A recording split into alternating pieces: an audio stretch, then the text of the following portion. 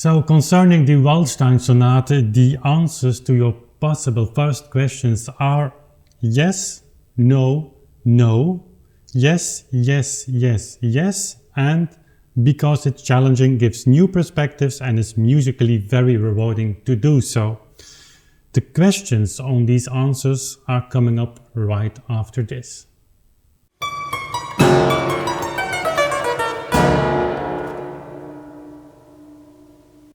Before I come to your question, so to say, just briefly I decided to cut this Afterthoughts edition in two because it was too long. And this section will go mainly on the instrument Beethoven relationship to clavichord, my vision on that.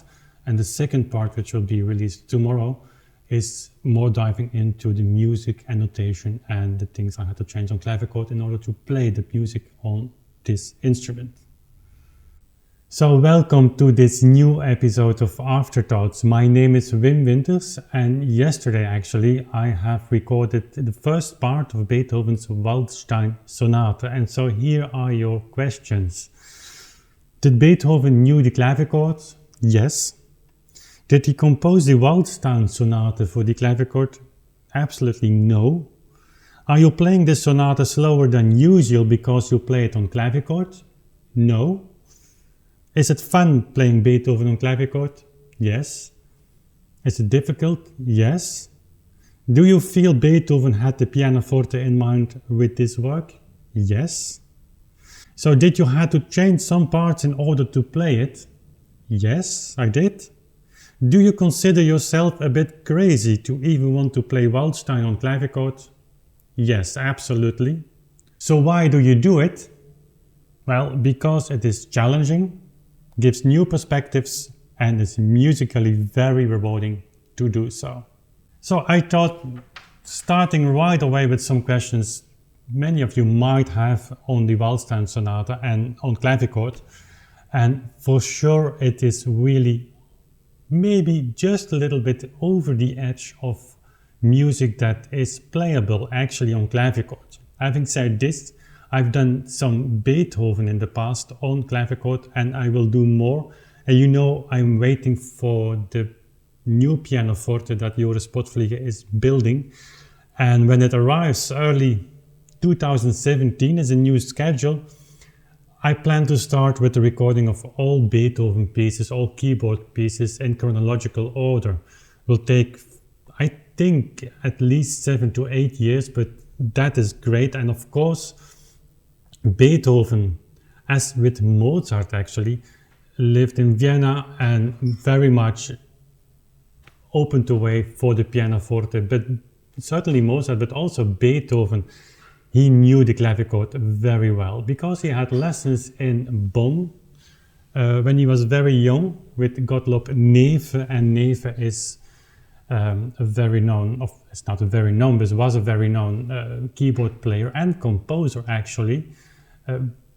You could say, in some way or another, in the Bach tradition, played Friederichi clavichord, like Mozart's father was also a seller for Friederichi clavichords, and Neefe had the same function. So Friederichi was considered to be one of the greatest clavichord builders of all times. Had a network of people who were selling his instruments, and in Bonn, Beethoven surely has played on clavichord with Neefe. Having said that, it's clear that Beethoven's music and also the sonatas that we have done on clavichord, that Beethoven had the pianoforte in mind. But you can tell that his first sonatas, and we should run through them, but it's not the topic of today's Afterthoughts, that you can feel the classical approach, so to say, the classical technique with the kind of closed hand position in the 19th century, and Beethoven starts with that. The hand is opening slowly to have the possibility of taking more difficult chords and more complex structures. But then the clavichord is saying no, because the clavichord really needs a very firm response, very close touch, and where the finger, and actually the finger is a prolongation of the key, so to say. But there is a time where things change, and this Waldstein Sonata is among those sonatas that really changed for things. It's written in 1803, and you know we have done the Partitik, I've done Opus 2 number 1, so this I have done also the Opus 22, which is already really heading forward to the pianoforte, but it's still possible, although I must say that sonata already shown signs, certainly when you have this technique where you have to play between what we call today the black notes. That's really difficult on clavichord. So there is a mixture of old technique and new technique involved, and in the Waldstein Sonata he is heading way more for the pianoforte. This is one of the reasons I didn't do the second and the third part, because that's really, the third part certainly is impossible to play on clavichord. You need a sustaining pedal. It's one of the, it's really the sustaining pedal, and the third part is really what makes this piece, that third part, really what it is. So, knowing all that, why did I play it on clavichord? As I said, it's very rewarding. And apart from being very rewarding and also opening new perspectives, because we're used to Beethoven on piano, mostly actually still today, modern grand piano, but also on pianoforte. And even then, it's played often on pianofortes that if you're looking for the sound that Beethoven has heard and knew, then you have to go to the really early pianofortes. Not the later Graf pianofortes, which sounds beautiful and works great for that music, but actually sound-wise spoken, they are a little bit too late for that music. So, but if you play it on clavichord, you have the sound of the 18th century, which Beethoven really knew. And remember that the early pianofortes, 18th century pianofortes like Stein and the early Walter pianos, they were quite close to the clavichord.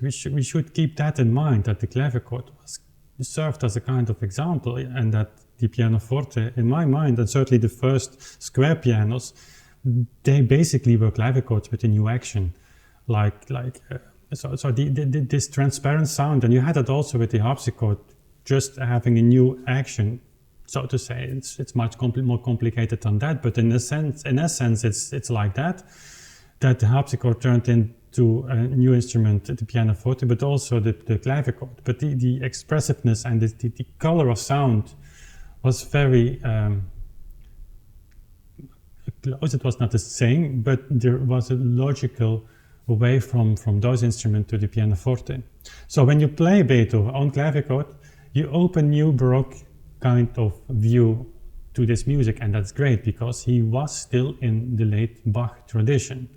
He had studied very much the music of C.P.E. Bach, was influenced a lot by Baron von Swieten, who lived in Vienna, and was in touch with Carl Philipp Emanuel Bach. So the Versuch, or his essay on the wahre Art als Klavier zu spielen, was very known to Beethoven. So all that opens new perspectives. And besides that, and I will briefly touch this, is that if you want to demonstrate your clavichord, or even more if you want to test your clavichord, there's no better music to do that than Beethoven. Because Beethoven is, I think and I cannot speak for clavichord builders or instrument builders, but I think Beethoven is a great demonstrator of instruments. He is looking for the edges of the instruments, and he is really pulling everything that he can out of the instrument.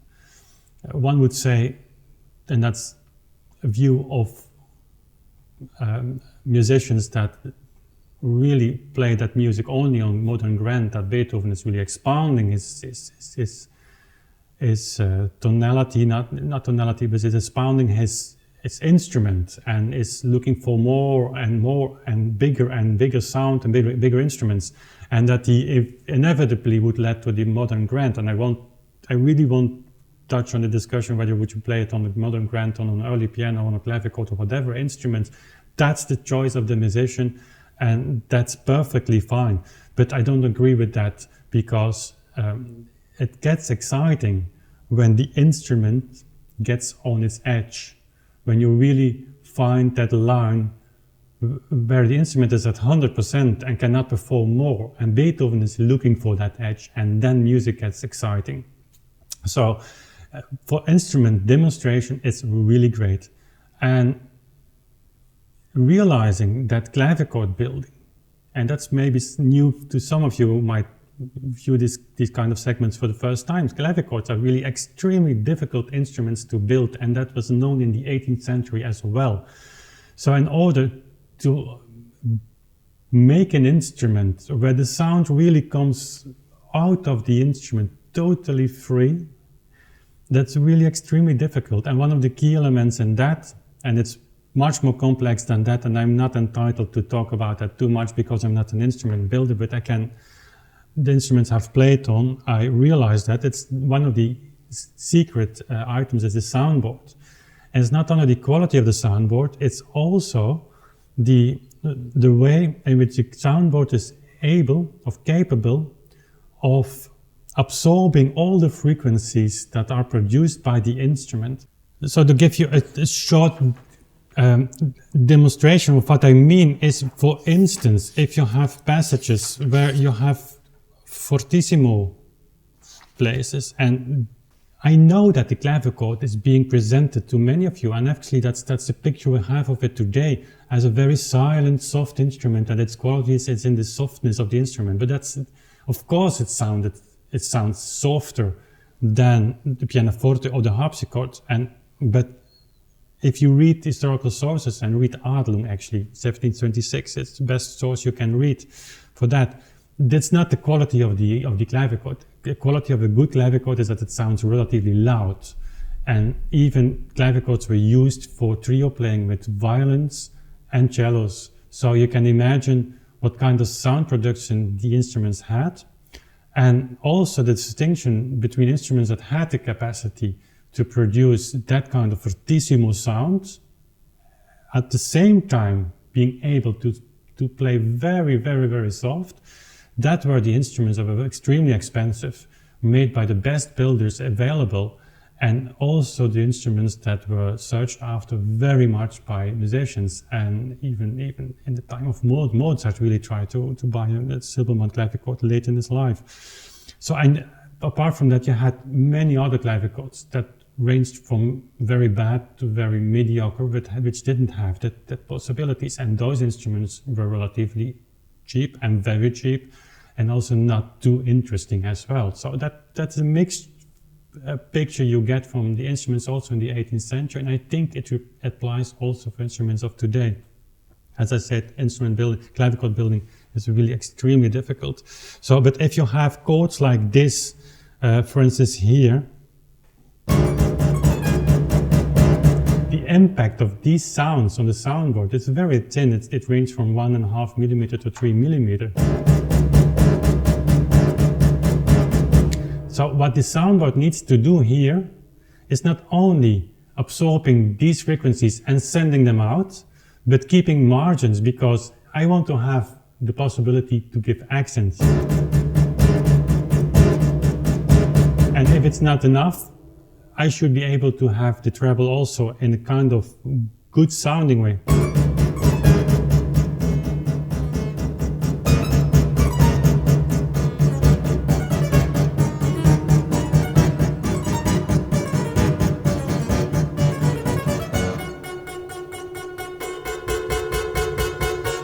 So this kind of extreme dynamics, which you would never use, I think, in the music of J.S.Bach, of C.P.E. Bach, of even Mozart.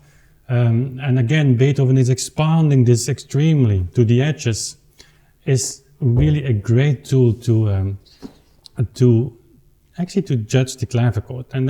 And it works fine on this instrument. And again, you know that I'm in love with this instrument, but I think it's reading also old sources, it kind of represents, I think, what in the 18th century would be considered to be an extremely good clavichord.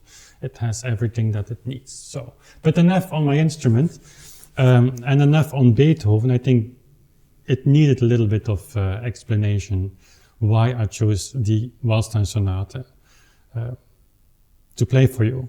So, as I was saying in the beginning, this Afterthought edition will be cut in 2 sections. We're closing out the first section. Tomorrow will be the second section on the notation, and I will show you some elements of playing and things I had to change on the clavichord in order to be able to play this piece on my instrument. So I hope you see you then again.